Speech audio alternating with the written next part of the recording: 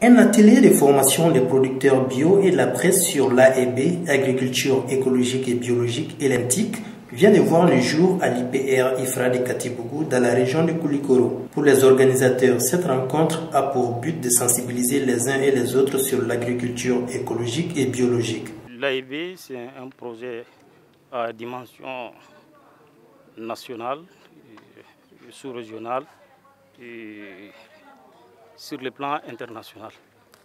C'est une agriculture au cours de laquelle on ne peut pas s'en passer de certaines choses. Et depuis les temps immémoriaux, les producteurs faisaient l'agriculture basée sur la production écologique et biologique.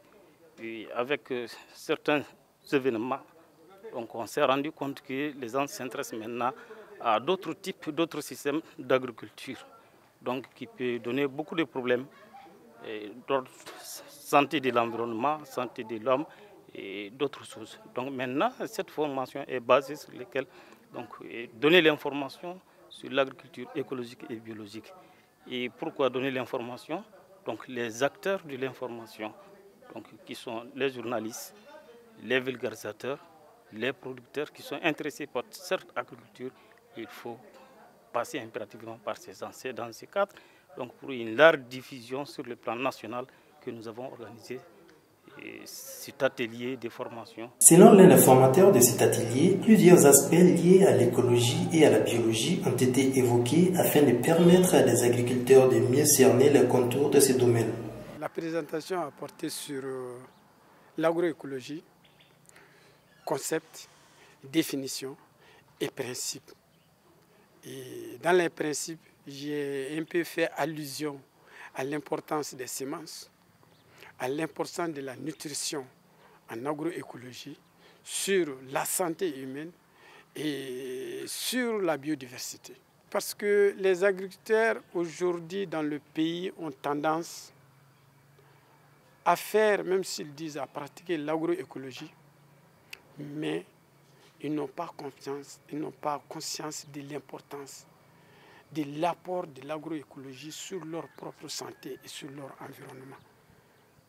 Donc je crois, à travers ce discours qui met en exergue ce que leur pratique quotidienne et l'importance qu'ils doivent accorder à cette pratique pour la santé de l'environnement et leur propre santé, sinon la santé nationale.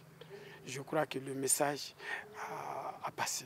Quant aux participants, ils se disent satisfaits de ce qu'ils ont appris jusque-là. Bon, nous avons dans la journée, hakilina ñuman badde do hakilina ñuman baddo ba sa ñogoye bi hakilina min kan na sira ka waliya akan jamana nta yoro kelinte de akan mo bede ma jamana mo bede ma masa beka here de ba kono. Je me réjouis de cette formation parce que d'abord c'est une première fois où j'ai participé d'abord sur une formation de ce genre qui est sur l'agroécologie biologique.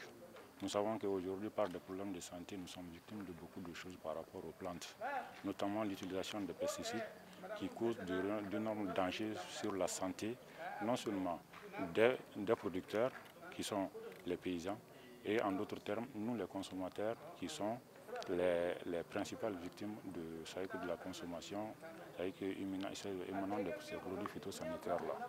Je pense qu'en allant sur une agriculture qui est basée sur l'agriculture écolo-biologique, ça préserve non seulement notre environnement, notre carte de vie, et également ça apporte également un point de plus sur notre santé.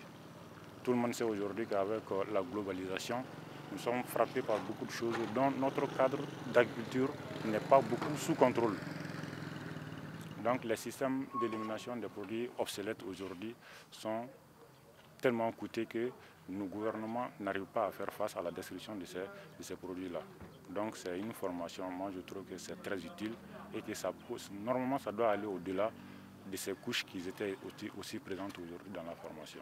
À noter que cette formation qui a commencé hier prend fin ce mardi 25 septembre 2018.